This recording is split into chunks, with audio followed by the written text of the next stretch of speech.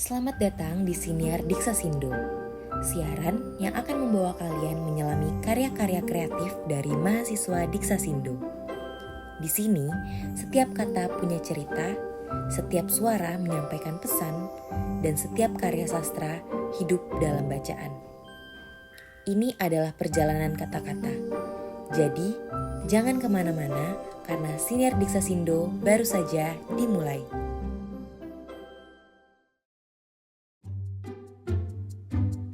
Domba dan Anjing yang Baik, karya Muhammad Zanika Esa Putra.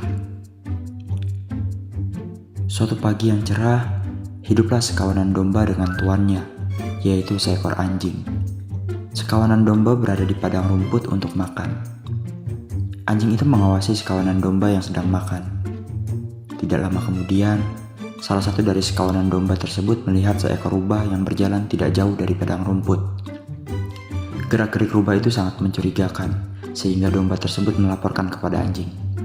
"Tuan, aku baru saja melihat seekor rubah yang lewat, tapi gerak-geriknya sangat mencurigakan," kata salah seekor dari sekawanan domba. "Benarkah itu rubah? Lewat sebelah mana? Mencurigakan seperti apa? Tunjukkan padaku sekarang," kata anjing yang penuh heran dengan ekspresi wajahnya yang bercampur aduk. Domba itu segera menunjukkan arah kemana rubah itu lewat kepada anjing. Beruntung, ada jejak kaki rubah sehingga domba dan anjing dapat mengetahui kemana rubah itu pergi. Domba dan anjing terus mengikuti jejak kaki itu. Akhirnya, mereka berhasil menemukan rubah. Betapa kagetnya domba dan anjing melihat rubah yang berada di dekat kandang ayam. Muncul dugaan-dugaan buruk dari pikiran domba dan anjing kepada rubah itu. "Tuan, kira-kira apa yang akan dilakukan rubah di dekat kandang ayam?"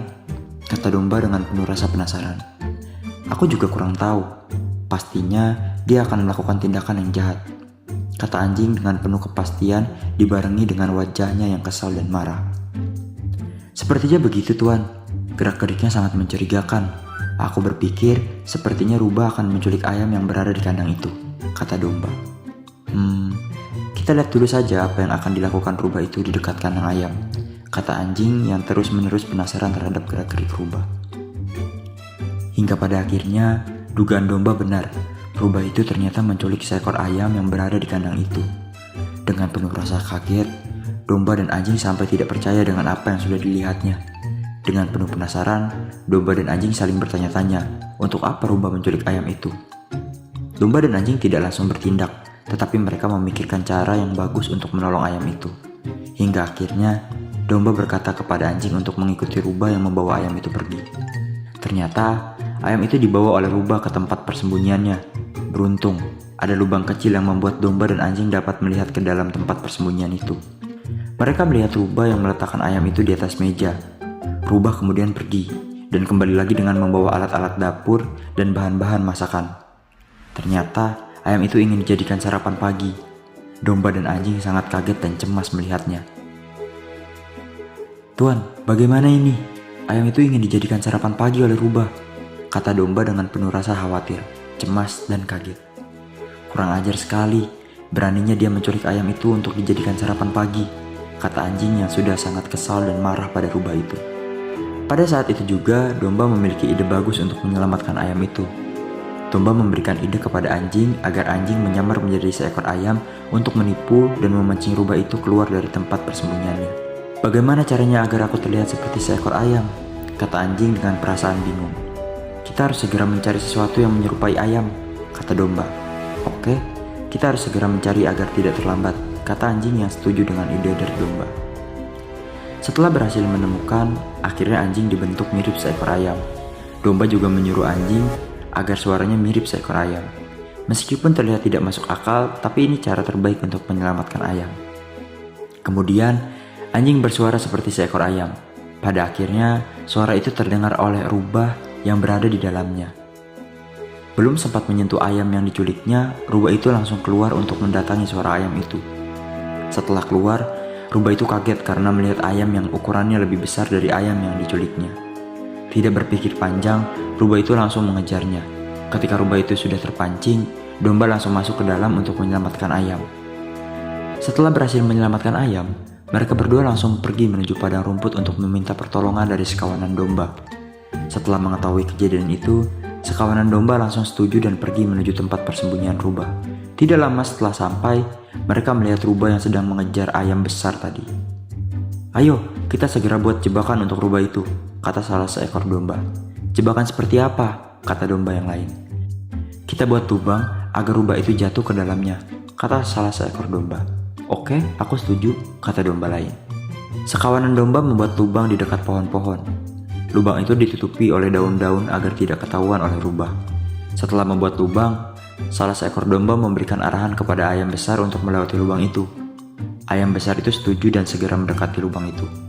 Ketika sudah di dekat lubang itu, ayam besar itu langsung lompat agar tidak masuk ke dalam lubang. Karena rubah tidak tahu di situ ada lubang, rubah langsung terjebak ke dalam lubang itu. Lubang itu begitu dalam, sampai rubah tidak bisa untuk naik. Setelah berhasil menjebak rubah, akhirnya ayam besar itu menunjukkan dirinya yang asli. Sekawanan domba kaget melihatnya, karena ayam besar itu adalah tuannya, anjing. Salah seekor domba menceritakan semuanya kepada sekawanan domba kalau ini adalah idenya untuk menyelamatkan ayam. Sekawanan domba, anjing, dan ayam sama sekali tidak peduli pada rubah itu. Ayam mengucapkan terima kasih kepada salah seekor domba dan domba lainnya, dan juga kepada anjing karena telah menyelamatkannya. Ayam berjanji akan membalas kebaikan mereka di waktu yang akan datang. Setelah itu, mereka segera kembali ke posisi awal. Sekawanan domba dan anjing kepada rumput, ayam kembali ke kandangnya.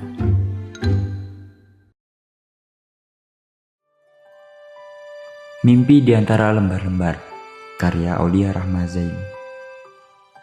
Di sudut kecil desa yang terpencil, di antara hamparan sawah yang menghijau dan aliran sungai yang tenang, tinggal seorang gadis bernama Gendis. Kehidupannya sederhana, diwarnai oleh rutinitas yang sudah dikenal menggembalakan ternak, membantu orang tuanya di ladang, dan menikmati keindahan alam yang tak pernah berhenti memanjakan mata. Namun, di balik keseharian yang tenang, ada satu impian yang bergejolak di dalam hatinya. Impian untuk bersekolah dan menimba ilmu. Gendis berbeda dari gadis-gadis lain di desanya. Matanya selalu berbinar saat mendengar cerita-cerita dari orang-orang yang pernah merantau ke kota. Tentang gedung-gedung sekolah yang megah, buku-buku yang tebal, dan guru-guru yang mengajarkan berbagai hal yang tak pernah ia bayangkan sebelumnya. Sayangnya, akses pendidikan di desa itu begitu terbatas. Hanya ada satu sekolah dasar yang jaraknya jauh dari rumah. Dan setelah lulus, tak banyak pilihan lain selain kembali ke sawah atau membantu orang tua bekerja. Suatu hari, saat matahari hampir tenggelam di balik bukit, Gendis tengah berjalan menyusuri jalan setapak yang jarang dilalui orang. Kakinya ringan menapaki tanah berbatu. Seperti biasa, ia selalu mencari sudut-sudut desa yang belum pernah ia jelajahi. Tak sengaja, matanya tertuju pada sebuah bangunan kecil di tepi hutan bambu, dengan pintu kayu yang sudah rapuh dan dindingnya yang ditumbuhi lumut. Gendis merasa aneh, seolah bangunan itu tak pernah ada sebelumnya, atau mungkin ia yang selama ini tak pernah benar-benar memperhatikan. Didorong rasa penasaran, Gendis mendekati bangunan tersebut. Di atas pintu yang hampir roboh, ada tulisan yang samar-samar terbaca, "Perpustakaan Desa." Jantungnya berdegup kencang. "Perpustakaan," gumamnya, setengah tak percaya. Selama ini, ia tak pernah mendengar ada perpustakaan di desa kecilnya. Dengan hati-hati, ia membuka pintu yang berderit, disambut oleh aroma kayu tua dan debu yang menyesakkan. Di dalam, ruangan itu dipenuhi rak-rak kayu yang berjajar, namun banyak yang sudah kosong atau penuh dengan buku-buku yang lusuh dan hampir rapuh. Gendis mendekati salah satu rak. Tangannya menyentuh sampul buku yang usang dan berdebu. Meski tak lagi baru, baginya setiap buku adalah jendela menuju dunia baru. Dengan buku, ia bisa menjelajahi tempat-tempat yang tak mungkin ia datangi, belajar hal-hal yang tak mungkin ia temui di desa ini. Ia membuka satu buku perlahan-lahan, khawatir halamannya akan robek. Ternyata isinya adalah cerita tentang penjelajahan laut, tentang pelaut-pelaut pemberani yang mengarungi samudera luas. Meski huruf-hurufnya sudah pudar, Gendis membaca setiap kalimat dengan penuh semangat, membayangkan dirinya di atas kapal besar, berlayar menembus badai. Buku-buku lain di rak itu bercerita tentang ilmu pengetahuan, sejarah, bahkan tentang kebudayaan-kebudayaan jauh di negeri yang tak pernah ia dengar sebelumnya. Hari itu Gendis menemukan harta karun tersembunyi yang tak pernah ia duga. Setiap kali ia membuka halaman baru, Seolah-olah ia sedang membuka lembaran kehidupannya sendiri yang belum pernah ia ketahui. Meski perpustakaan itu hampir terlupakan oleh penduduk desa, bagi Gendis, tempat itu menjadi rumah keduanya. Tempat di mana impiannya untuk belajar tumbuh semakin kuat. Sejak hari itu, Gendis hampir setiap hari berkunjung ke perpustakaan tua tersebut. Ia akan duduk di sudut yang tenang, ditemani oleh suara angin yang berdesir lembut melalui celah-celah jendela. Menenggelamkan diri dalam bacaan. Meski rak-raknya mulai kosong dan sebagian buku tak lagi lengkap, Gendis tetap bersyukur. Dengan setiap buku yang ia baca, pandangannya semakin luas, harapannya semakin besar. Ia tahu, pengetahuan yang ia dapatkan dari buku-buku itu akan menjadi kunci untuk membuka jalan menuju masa depan yang ia dambakan. Namun, tidak semua orang di desa itu memandang perpustakaan dengan cara yang sama. Ada yang mengatakan bahwa Gendis membuang-buang waktu, bahkan tidak ada gunanya membaca buku tua. "Apa yang bisa kau lakukan dengan semua itu?" tanya mereka sinis. "Hidup kita sudah ditentukan oleh ladang dan sawah." Tapi Gendis tak peduli. Di perpustakaan itu ia menemukan dunianya sendiri. Dunia yang penuh dengan kemungkinan. Jauh dari batas-batas desa yang selama ini membelenggunya, ia percaya suatu hari semua yang ia pelajari akan membawanya lebih jauh daripada sekedar jalan setapak di tepi sawah. Suatu sore yang cerah saat Gendis sedang asyik membaca di pojok perpustakaan, pintu tua itu berderit membuka. Dari balik pintu muncul seorang lelaki tua berambut putih, membawa beberapa buku usang di tangannya. Gendis terkejut. Ia tak pernah menyangka ada orang lain yang masih datang ke perpustakaan yang hampir terlupakan ini. "Ah, rupanya ada pengunjung setia di sini," kata lelaki itu dengan senyum hangat. Gendis berdiri dan menyapa dengan hormat. "Saya tidak tahu kalau ada penjaga perpustakaan di sini." Lelaki itu terkekeh. "Aku Pak Seno. Dulu aku sering merawat tempat ini, tapi karena jarang ada yang datang, perpustakaan ini mulai ditinggalkan. Aku kira kau akan jadi satu-satunya yang datang ke sini." Gendis tersenyum malu. "Saya sangat suka membaca. Buku-buku ini membuat saya merasa bisa melihat dunia di luar desa." Pak Seno mengangguk penuh pengertian. "Buku-buku memang punya kekuatan itu, nak. Mereka bisa menghubungkan kita dengan tempat-tempat, pemikiran, dan orang-orang yang mungkin tak pernah kita temui." Sejak saat itu, Gendis dan Pak Seno sering duduk bersama di perpustakaan kecil itu. Pak Seno, meski sudah tua, masih memiliki semangat besar terhadap literasi. Ia bercerita tentang bagaimana dulunya perpustakaan ini ramai dikunjungi anak-anak, tentang betapa pentingnya membaca dan menulis untuk membuka peluang yang lebih besar di luar desa. "Banyak orang tidak sadar, Gendis," katanya suatu hari. "Literasi bukan hanya soal membaca buku, ini tentang memahami dunia, mengerti bagaimana menjalani hidup yang lebih baik, dan bahkan bagaimana bisa memberdayakan diri sendiri." Perkataan Pak Seno meresap dalam hati Gendis. Ia mulai melihat bahwa membaca bukan hanya untuk dirinya sendiri, tetapi juga sebagai cara untuk membantu orang lain. Inspirasi dari Pak Seno mendorongnya untuk berpikir lebih jauh. Bagaimana kalau ia tidak hanya membaca untuk dirinya sendiri, tetapi berbagi pengetahuan dengan teman-teman di desanya. Dengan dukungan Pak Seno, Gendis mulai mengajak teman-teman sebayanya untuk datang ke perpustakaan. Awalnya, hanya sedikit yang tertarik. Kebanyakan dari mereka menganggap buku-buku itu membosankan, tak relevan dengan kehidupan mereka yang sederhana. Namun, Gendis tak menyerah. Ia mulai berbagi cerita dari buku-buku yang ia baca, menunjukkan kepada teman-temannya bahwa ada banyak hal menarik yang bisa mereka pelajari. "Saat kalian membaca, kalian bisa tahu lebih banyak tentang dunia," ujar Gendis penuh semangat. "Kalian bisa belajar tentang hal-hal yang kita tidak pernah lihat di desa, dan itu bisa membantu kita mengubah cara kita hidup." Sedikit demi sedikit, rasa penasaran mereka tumbuh. Teman-teman Gendis mulai datang ke perpustakaan, ikut membaca dan mendengarkan cerita-cerita yang dibagikan Gendis. Bersama Pak Seno, Gendis kemudian membentuk sebuah klub literasi kecil yang bertemu setiap minggu untuk membaca, berdiskusi, dan saling berbagi pengetahuan. Awalnya, klub literasi itu dianggap aneh oleh penduduk desa.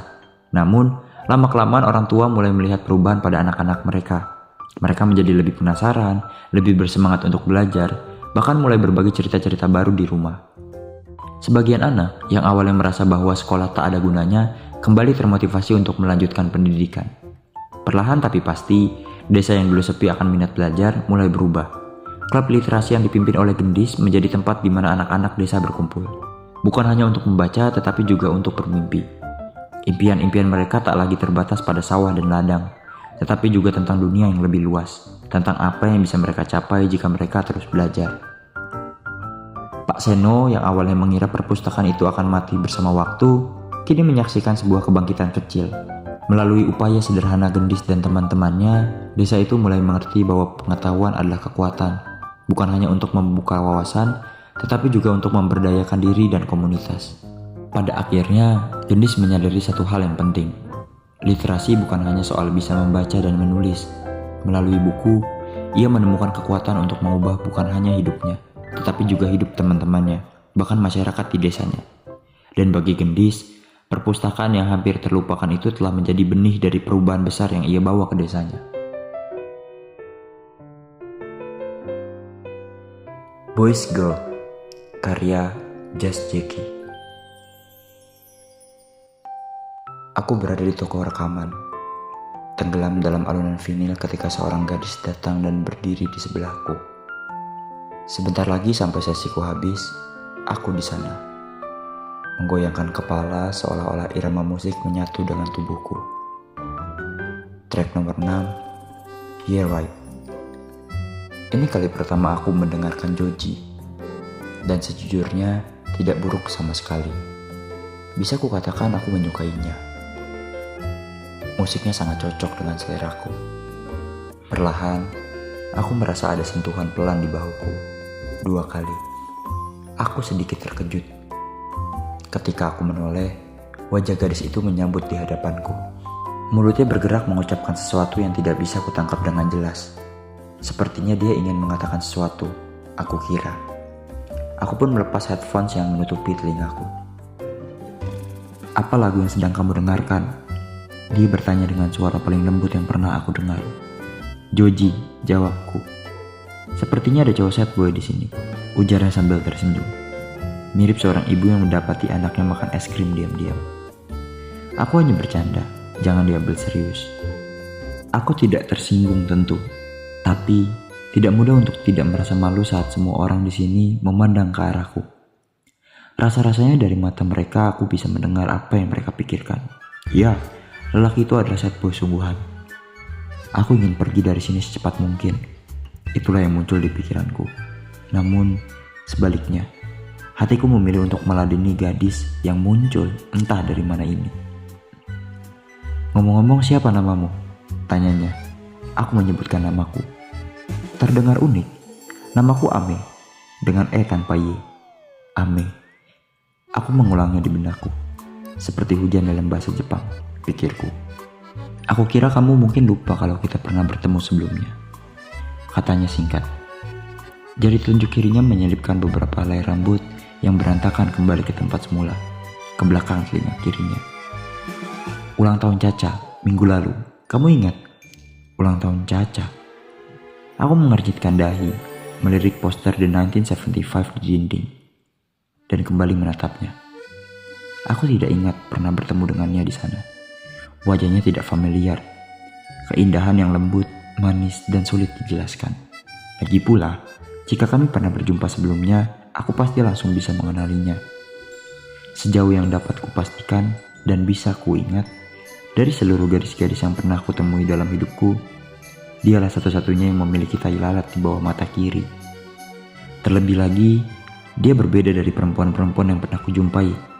Tubuhnya termasuk tinggi, meskipun sedikit lebih pendek dariku, sekitar 1 inci di bawahku. Dia mengenakan sweater biru bertuliskan Jazz Girl, serta celana model white leg jeans. Di ujung celananya mengintip sepatu Converse ungu yang sangat tidak biasa. Entah karena gaya berpakaiannya atau rambutnya yang dipotong pendek, dia terlihat semacam boys girl bagiku. Aku bertaruh kamu pasti tidak tahu aku, katanya. Maaf, aku merasa tidak enak. Jangan terlalu dipikirkan, sama sekali bukan masalah. Dia mengangkat tangannya dan melambaikannya seperti bendera. Sekali lagi aku meminta maaf kepadanya, dan sebagai cara untuk menebusnya, aku menanyakan apakah dia berkenan makan siang bersamaku. Aku traktir, kataku. Dia bilang boleh, tapi tidak bisa hari ini karena dia harus bertemu seseorang. Bagaimana kalau Kamis, ucapnya. Kebetulan aku senggang, kapanpun aku bisa, balasku. Kami pun janjian bertemu jam 3 di Domino di seberang toko. Boleh pinjam ponselmu sebentar? Dia mengulurkan tangannya, telapak tangan menghadap ke atas. Tentu, aku mengeluarkan ponsel dari saku dan memberikan kepadanya. Jemarinya yang ramping mengetikkan sesuatu di layar. Aku memutuskan untuk tidak melanjutkan mendengarkan rekaman. Sebagai gantinya, aku mengambil satu piringan hitam di rak, membawanya ke meja kasir, mengeluarkan kartu kredit, lalu pergi meninggalkan toko. Aroma angin berhembus menyambutku. Khas aroma awal musim panas. Daun-daun pohon mahoni bergoyang-goyang dengan lembut. Sinar matahari yang hangat menggelembung layaknya buah dengan kulit luar yang empuk, dagingnya yang halus, dan bau yang harum. Gelembung-gelembung ini pecah menyentuh kulitku, meninggalkan jejak rasa yang menyenangkan. Mungkin memang menyenangkan jika bisa bertemu dengannya kembali. Gumamku lirih pada angin yang berhembus dan diriku sendiri.